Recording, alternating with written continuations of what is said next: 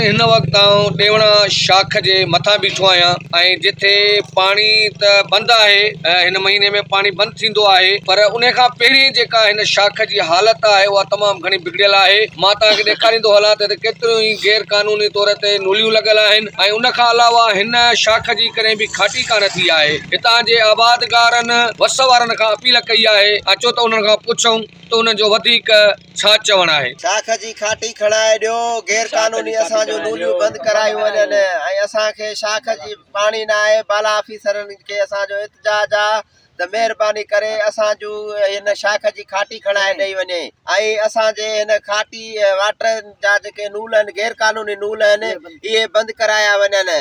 असांजो बेलदारनि खे सरकारी अमलदारनि खे इहो इल्तिजा आहे त महिरबानी करे असांजे हिन शाख जी मालकी कई वञे। हिन असां पुछड़ी शाख में वेठा आहियूं, असांजी केर बि वार नथो करे। असां अलाए केतिरा चक्कर महिरबानी कयो, सॼी शाख सुकी पई आहे, पाणी जो टेपो कोन्हे को।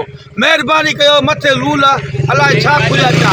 असांजी पुछड़ी नाजाज़ी आहे, बिल्कुलु सुकी पई आहे। जेको असांजो गैराबाद लॻो पियो आहे, लूल त ॾिसो असां नास आहे पिया वॾी। असां सां महिरबानी कयो, इंसाफ़ कयो, खाटी करायो। असां सां ज़ुल्म आहे वॾो बाबा, असां सां ज़ुल्म आहे। असां सड़ी विया आहियूं बाक़ाइदे, हे सॼो नहाको लॻो पियो आहे, मथे लूल खुलिया पिया आहिनि।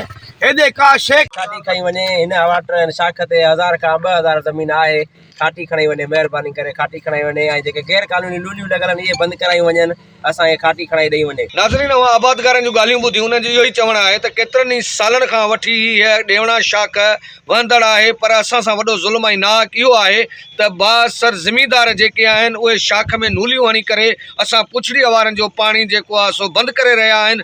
जीअं त हाणे पाणीअ जी लाथी थी आहे ऐं पाणी कोन्हे को ऐं तंहिं करे हीअ शाख ख़ाली आहे त हिते जेके गैर कानूनी नूलियूं लॻल आहिनि ऐं जेका शाख जी सफ़ाई सालनि खां वठी न थी आहे उहा असांखे फौरी तौर ते कराए ॾिनी वञे ऐं शाख में जेका गैर कानूनी नूलियूं लॻल आहिनि उहे जेको आहे सो बंदि कराए ॾिनियूं वञनि।